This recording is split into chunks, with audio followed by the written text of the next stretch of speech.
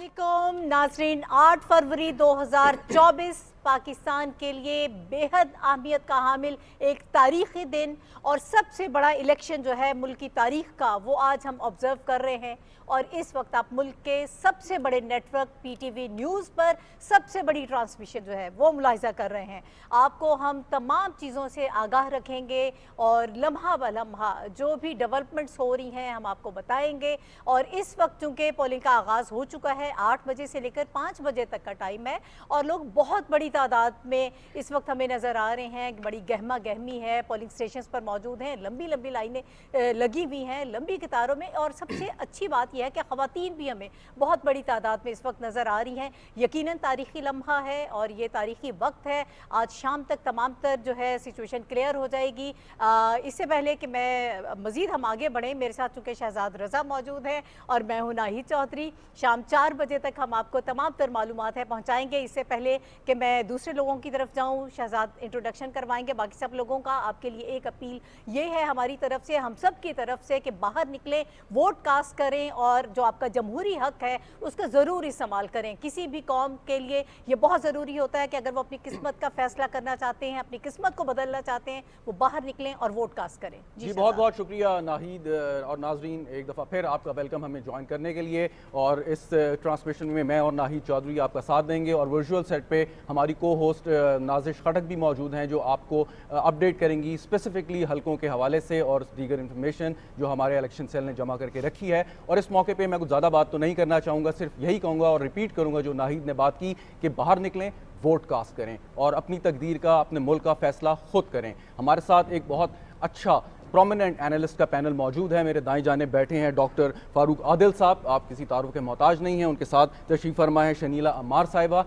मेरे बाएं जाने बैठे हैं हाफिज़ ताहिर खलील साहब, सीनियर जर्नलिस्ट हैं, तज्ज़ियाकार हैं, अक्सर आप इनको देखते हैं। बाबर गौरसी साहब भी हमारे साथ मौजूद हैं, आप इनको स्क्रीन पर देखते रहते हैं। आप चारों का बहुत बहुत शुक्रिया कि आप हमारे प्रोग्राम में तशरीफ़ लाए, पाकिस्तान टेलीविज़न न्यूज़ की इस ट्रांसमिशन का हिस्सा बने। डॉक्टर फारूक आदिल साहब, अगर बाकी हजरात की इजाज़त से आपसे मैं आगाज़ करना चाहूँ, एक तारीख़ी मौका है और आपने यकीनन अपनी सिविक ड्यूटी निभा दी होगी वोट कास्ट करने की। मैं ये भी बताता चलूँ कि मैं अपना वोट कास्ट कर आया हूँ, तो पहले ये बताइए। मैं वो वोट कास्ट कर आया, आप भी कर आए हैं, तो ये निशान इस बात की अक्कासी करता है कि आप गए हैं। वैसे लाइटर नोट, जो नाहिद चौधरी ने जिस पुरजोश अंदाज में बात की, मैंने समझा कि हम अभी रिजल्ट अनाउंस कर देंगे। जी बिल्कुल, रिजल्ट भी अनाउंस करेंगे साथ साथ। आज का दिन बड़ी अहमियत का यकीनन हामिल है, इस पे जितना भी बात की जाए कम है। तो वोट आप कास्ट कर रहे हैं, फीलिंग गुड? अल्हम्दुलिल्लाह, बिल्कुल बहुत मज़े से। सुबह 8 बजे जाके चौथा वोट मैंने कास्ट किया, मेरी फैमिली भी साथ गई, सब ने वोट कास्ट किया। कह दीजिएगा चौथी मर्तबा। वापस आके नाश्ता किया। यार आप मुझे ऐसा समझती? मैंने कहा कंफ्यूजन अच्छा, ना हो जाए हाँ, किसी को, क्लियर कर मुझे एक दे। नौजवान मिला, उसको पता नहीं क्या गलत फहमी हुई। उसने कहा कि जब आपको निशान लगे ना, आप फ़ौरन यूँ कर दीजिएगा, तो आप दोबारा भी आ सकते। तो मैंने कहा यार मैं आप में से नहीं हूँ।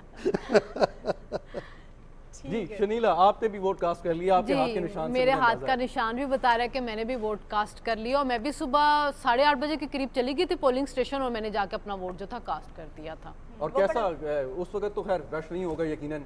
नहीं, जो एक्चुअली 2 जगह पे था, एक NA 48 जहाँ पे मेरे हस्बैंड का वोट था। अच्छा, एक डेवलपमेंट भी है, एक अपडेट हम इस वक्त अपने नाज़रीन को बताएंगे। आज सुबह से ही हमने देखा कि दीगर जो सियासी रहनुमा है वो वोट कास्ट कर रहे थे। इस वक्त साबिक वज़ीर आज़म नवाज शरीफ साहब भी जो हैं वो अपना वोट कास्ट कर रहे हैं। आप इस वक्त मुलाहिज़ा कर रहे हैं हमारे TV स्क्रीन पर कि अपना जमहूरी हक़ इस्तेमाल कर रहे हैं, अपनी ज़िम्मेदारी अदा कर रहे हैं और इस वक्त वो वोट कास्ट कर रहे हैं।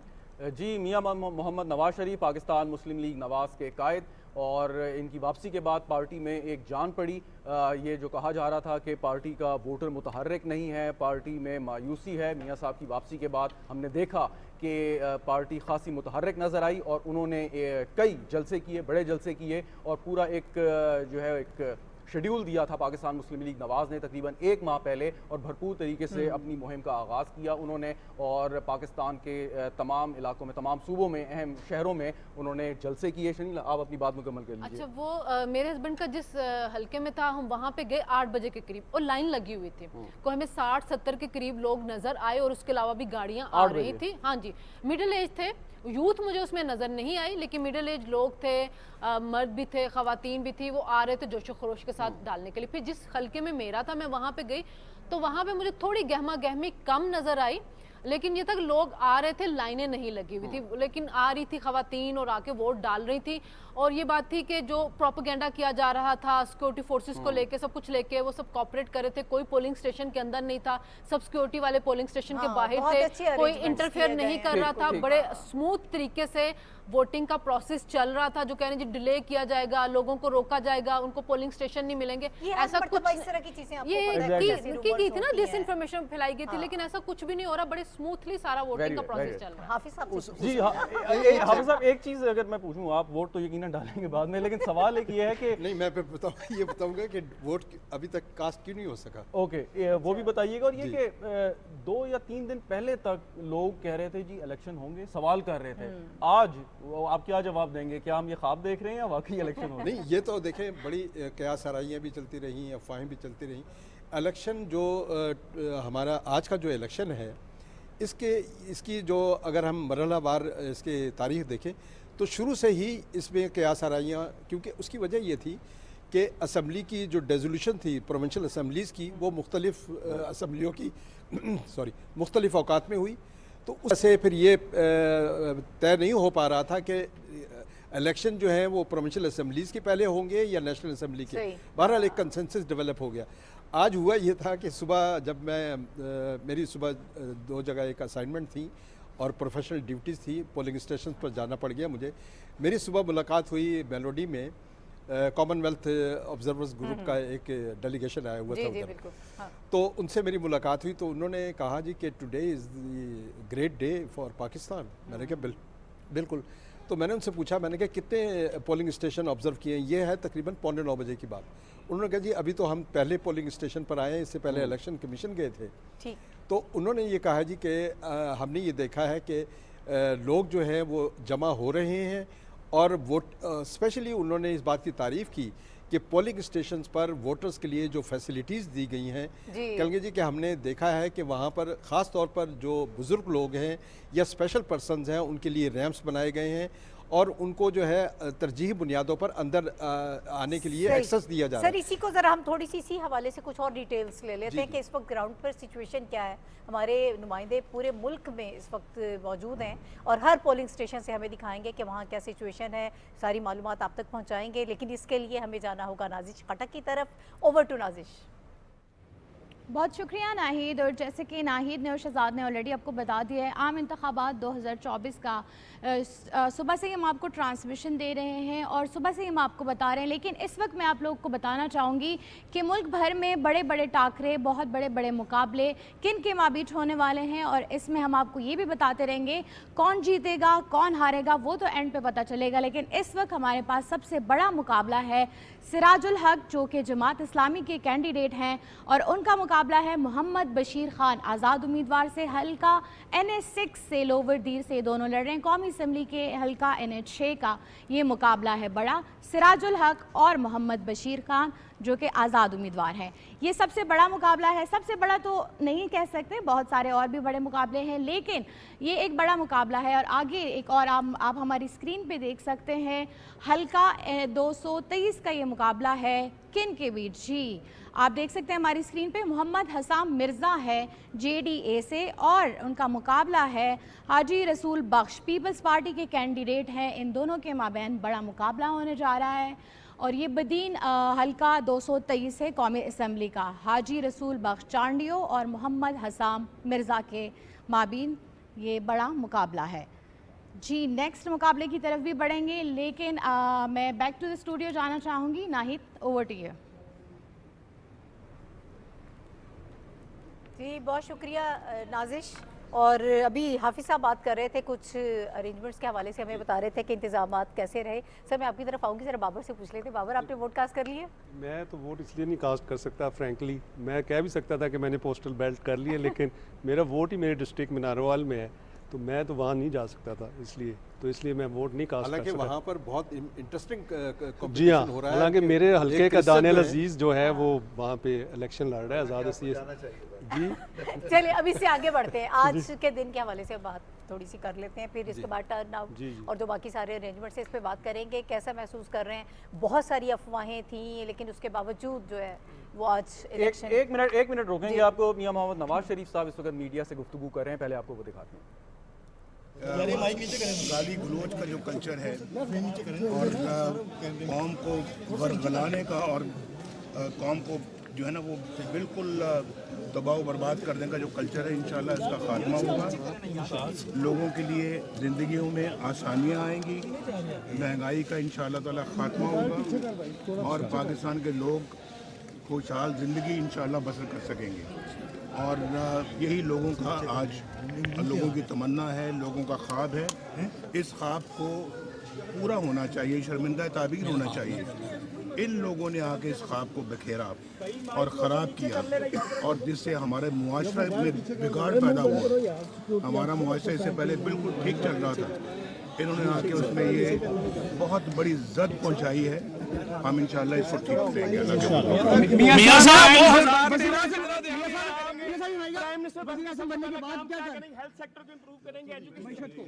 ये आप हमारा मंशूर बढ़े, उसमें सब चीज़ें बहुत तफसील से लिखी हुई हैं। लोगों के हुकूक उनके दरवाजे की तहरीर तक पहुंचनी चाहिए। इंशाल्लाह हम पहुंचाएंगे इंशाल्लाह। 2013 की तरह देखते हैं कि आपको मैंडेट मिलेगा क्योंकि आपकी कैंपेन बड़ी अच्छी हुई, बयानिया बना, या समझते हैं कि ये कोई मखलूत हुकूमत बनने जा रही है? आपकी अपनी क्या असेसमेंट है? हुकूमत का नाम ना लो, चुप, खुदा के वास्ते। सही एक पार्टी जो है उसको मेजॉरिटी मिलना बहुत ज़रूरी है। अगर इसके मुल्क के मसाइल हल करने हैं तो एक पार्टी जो है उसको पूरा मैंडेट मिलना चाहिए ताकि वो दूसरों पे उसका दारो मदार ना हो।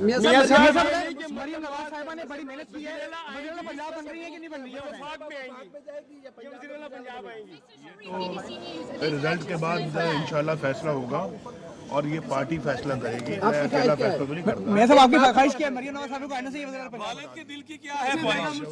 देखी हम आईनी विटनेस में देखो, मरियम की बड़ी जदोजहद है, कोई शक नहीं है। मरियम ने बहुत अपना बुरे वक्त में पार्टी के लिए बहुत काम किया है। इसी तरह से पार्टी में शहबाज शरीफ साहब की बहुत खदमात हैं। इसी तरह से पार्टी में और भी बहुत सारे हमारे साथियों की खदमात हैं। तो जेलें काटी हैं भाई, जेलें काटी हैं।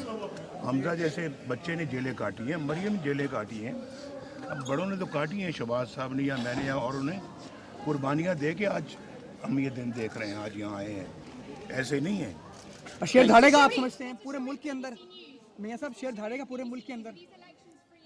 आखिर ये सब एक आखिर में टेलीफोन सर्विस और मियां मोहम्मद नवाज शरीफ पाकिस्तान मुस्लिम लीग नवाज के कायद खिताब बात कर रहे थे, मीडिया से गुफ्तगू कर रहे थे और उन्होंने अपनी पार्टी के हवाले से बात की और एक बड़ी अहम बात की और मैं चाहूँगा कि अपने पैनलिस्ट के सामने ये बात रखूँ। जब सवाल हुआ कि क्या मखलूत हुकूमत बनने जा रही है, अभी कुछ कहना कबल अज़ वक्त है, लेकिन उन्होंने वाज़े तौर पे कहा कि इस वक्त जो मुल्क के मसाइल हैं उसमें एक जमात को अक्सरियत मिलना बहुत ज़रूरी है। डॉक्टर साहब आपसे अगर मैं कर लेता हूँ कि ये तो 2013 में भी इनको मिली थी, इससे पहले 97 में भी एक जमात की अक्सरियत थी। सो इस दफ़ा अगर एक जमात को अक्सरियत मिली, हाइपोथेटिकली नून लीग को फ़र्ज़ किया मिल गई, तो क्या फ़र्क होगा? देखिए ये फ़र्क ये होगा और ये हम पहले भी डिस्कस कर चुके हैं कि एक यानी गुज़श्ता कम से कम 4-5 बरसों से पाकिस्तान के अंदर ये सोच डेवलप हो रही है कि जो हमने तजर्बात किए मुसलसल पै दर पै, कभी कोई हुकूमत वक्त पूरा नहीं कर सकी, कभी कोई वज़ीर आज़म वक्त पूरा नहीं कर सका, कभी बीच में कोई और आ गया।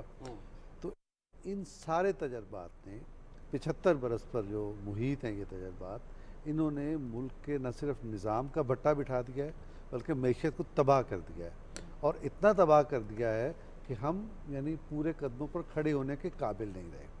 लिहाजा ज़रूरत इस बात की है कि हम अब पुराने तजर्बात से निकल कर अपनी कौम को सही मानों में पुरएतमाद बनाएं और उसे यानी मुस्तहकम करें।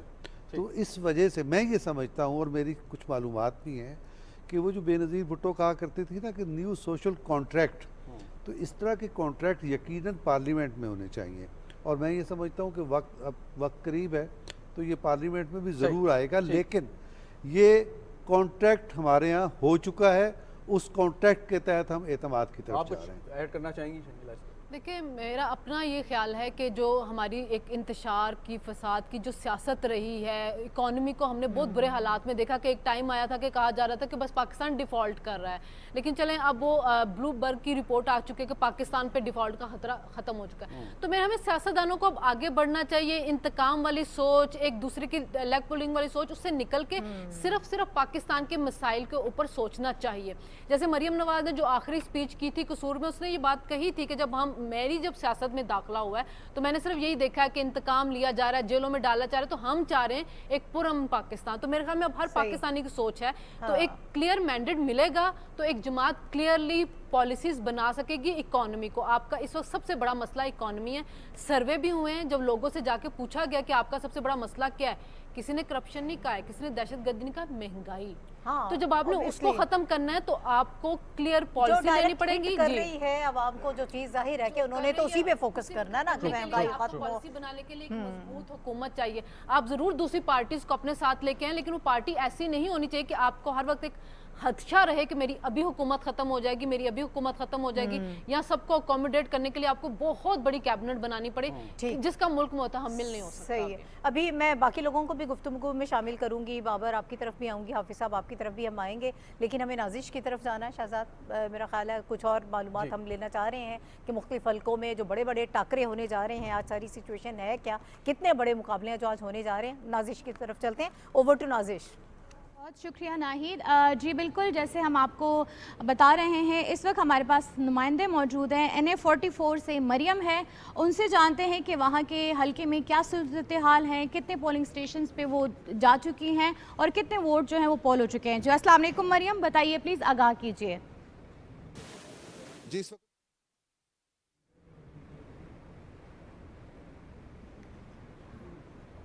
जी मरियम, NA44 से मैं आगाह कर रही हैं। हल्के में जहां पर पोलिंग का सिलसिला जो शुरू हो चुका है, सबसे कांटेदार मुकाबला जो है यहाँ पर ही मुतवक्के किया जा रहा है। मुस्लिम लीग नून के हनीफ अब्बासी और अवामी मुस्लिम लीग के सरबराह शेख रशीद के दरमियान कांटेदार मुकाबला मुतवक्के है। इसी के साथ साथ आज़ाद उम्मीदवार जो हैं शहरियार रियाज और जमात इस्लामी के इमरान शफीक के दरमियान जो है वो भी सख्त मुकाबला होगा, वो भी इसी हल्के से खड़े हैं।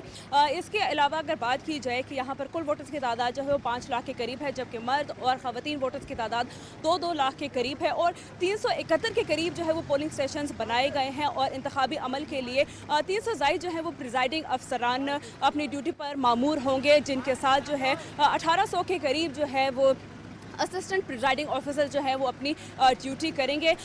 सिक्योरिटी के हवाले से बात की जाए तो सिक्योरिटी के खासे सख्त इंतजाम किए गए हैं पूरे रावलपिंडी रीजन में। RPO के मुताबिक जो है 10,000 के करीब सिक्योरिटी एहलकार जो है वो अपनी ड्यूटी सर अंजाम देंगे और 4,000 के करीब जो है दीगर कानून नाफिज करने वाले इदारे जो हैं वो अपनी ड्यूटी सर अंजाम देंगे। यहाँ पर काफ़ी गहमा गहमी है, अफरा तफरी भी देखी जा रही है। शहरी जो हैं वो कुछ पुरजोश भी हैं अपना जो आज पहला वोट डालेंगे और कुछ मायूस भी हैं, लेकिन पुरुमीद ज़रूर हैं कि जो भी आज हुकूमत बनेगी उसके बाद जो है पाकिस्तान के लिए एक अच्छा और एक रोशन अमल सामने आएगा।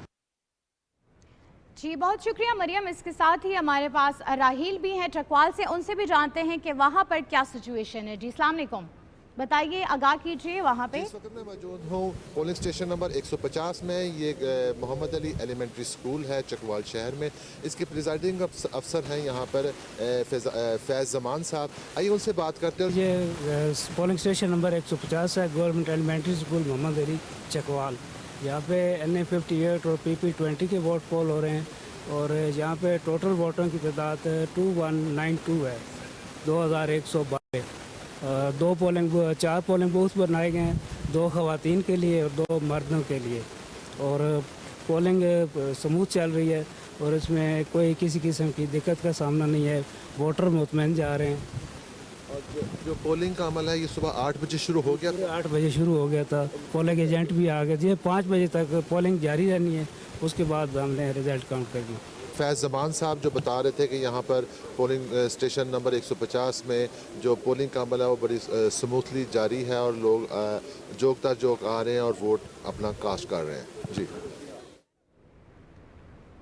बहुत शुक्रिया राहील और मरियम, हमें आगाह कर रहे थे रावलपिंडी और चकवाल से। अभी मैं वापस जाना चाहूँगी back to the main desk.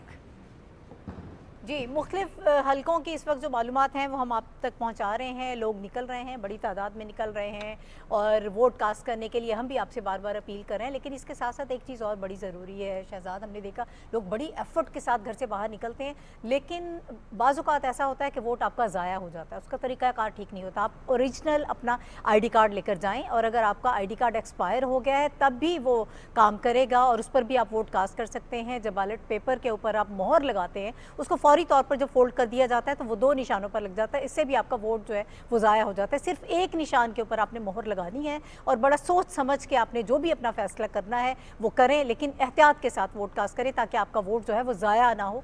और निकलें, वोट कास्ट करें। अगर आप अपने मुल्क की किस्मत तब्दील करना चाहते हैं, अपनी किस्मत तब्दील करना, जो भी आपका पसंदीदा उम्मीदवार है उसको आप वोट दें। पाकिस्तान में इस वक्त 12,85,85,000 से ज़ायद जो है इस मरतबा वोटर्स जो हैं वो अपना वोट कास्ट करेंगे। अब देखते हैं कि टर्नआउट क्या रहेगा। यूथ का भी एक बहुत बड़ा इसमें हमें नज़र आ रहा है चंक, लेकिन अब इस पर भी बात होगी। अभी हम एक न्यूज़ ब्रेक की तरफ जा रहे हैं, उसके बाद वापस आएंगे तो इस डिबेट को जारी रखेंगे और आप तक मालूमात पहुँचाएंगे इस न्यूज़ ब्रेक के बाद।